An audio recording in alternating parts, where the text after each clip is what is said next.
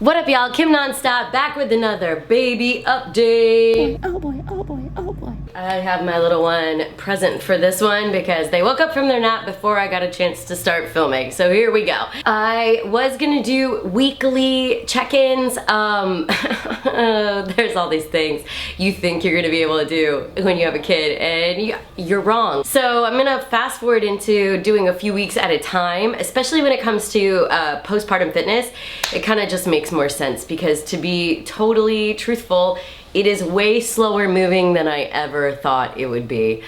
I gotta be kinder with myself, and anyone having a baby also. Just give yourself so much grace. Being a fitness instructor, I thought I was going to prioritize my fitness more, but being a mom kind of trumps everything. And this little bub is only gonna be, 2 weeks old, 3 weeks old once in their life, and you're only gonna see it once, so who cares if you don't get that run in or that core workout in? It really doesn't matter that much in the grand scheme of things.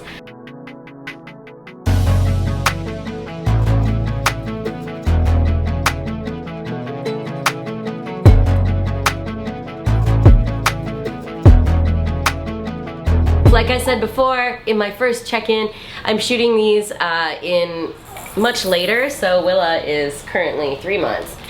Week 2, week 3, I got a little bit of free time because my mother came to visit, and I decided to go, running. Why? Because, I don't know, running 2 miles, 3 miles is like quick, and biking 15 miles takes longer, and gotta pump up my tires. I think I had a flat. No, I know what it was. I birthed a baby out my you-know-what, and I wasn't ready for a bicycle seat. So instead I decided I was gonna run.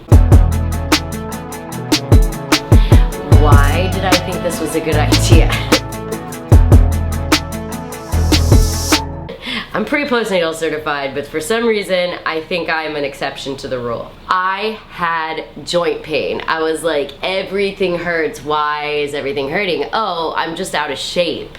I wasn't out of shape. My pelvis was in a completely different spot than it was before I pushed a baby out of my body. The cool thing about social media is I reached out to the community and was like, what's up with this postpartum joint pain? I did a Google search, I didn't find a lot on it. So some pelvic floor physical therapists wrote me back and gave me some publications about how literally your pelvis gets in a different position after birthing, which totally makes sense, right? But that it doesn't go back for about up to a year. I knew I was supposed to be starting pelvic floor PT around week 12. However, at week 2 and 3, my mother was here to help, and I suddenly had a glimpse of free time, and I just was like, I want to go outside and I want to move my body. I should have just gone for a hike or a walk. But, no damage was done. I just learned the harder way. So, what I wish I had known before having a baby is that even people who consider themselves superhuman are not exempt from the rules of your body is not the body it was before you had a baby. Things are in different places, and you need to give it time. I'm sure plenty of people are watching this going, duh, but I'm just reiterating this for anyone out there who's stubborn like me. So the recommended start time for pelvic floor PT is 12 weeks. But I feel like I could have started it sooner. I think, especially for someone like me, I'm not super self-motivated to just do 360 breathing and these really slow, seemingly boring to my brain, core exercises on my own. I should have been, but I wasn't, and so starting pelvic floor PT earlier on would have given me I was doing it virtually, so just an appointment, a time that I tell my husband, look, you need to take the baby, I'm gonna carve out this 30 minutes for my core, for my pelvic floor. So I just wish I had started that sooner, because everything hurt whenever I try to do anything else. You can't run before you walk. And so, another thing I wish I had known before having a baby was how sore my lower abdominals were gonna feel from doing any small short workout, even a 10-minute strength workout. I just would feel like I had done the most intense abdominal workout the next day. Like, not even the next day, that night it would kick in. And just like all along here, super sore. So that just tells me again that these muscles haven't been worked in so long, and you know, they're all learning how to expand and release when you're growing a human, that there's so much work that needs to be done afterwards to just bring it back.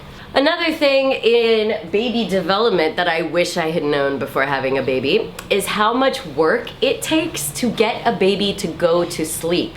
Okay, I thought newborns, they just like fall asleep when they're tired, right? Like they eat when they're hungry, they fall asleep when they're tired. No, not this baby.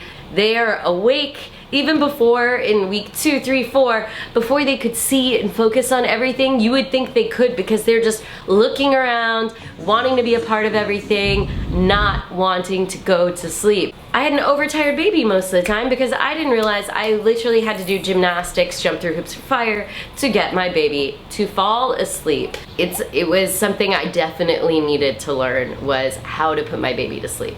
Another thing I wish I had known beforehand was how hard breastfeeding was gonna be. It was taking Willa up to an hour to feed, so their whole sleep, eating schedule was completely off. I was told that their tongue and lip tie was like, on a scale of 1 to 4, it was like a 2. Lactation consultants and the pediatrician said it's not worth fixing, so we didn't fix it. But it continued to be a real struggle feeding Willa. So lots of lactation consultants to the house. It was week 2 and 3 and 4 were just constantly trying to figure out how to feed this little bub and how to move my body in a way that didn't hurt. Thanks for watching. If this gives you any kind of entertainment or help along the way in your journey, like and subscribe. If you want workouts, go back into my back catalog or check me out on Apple Fitness Plus. And thanks for watching. Bye.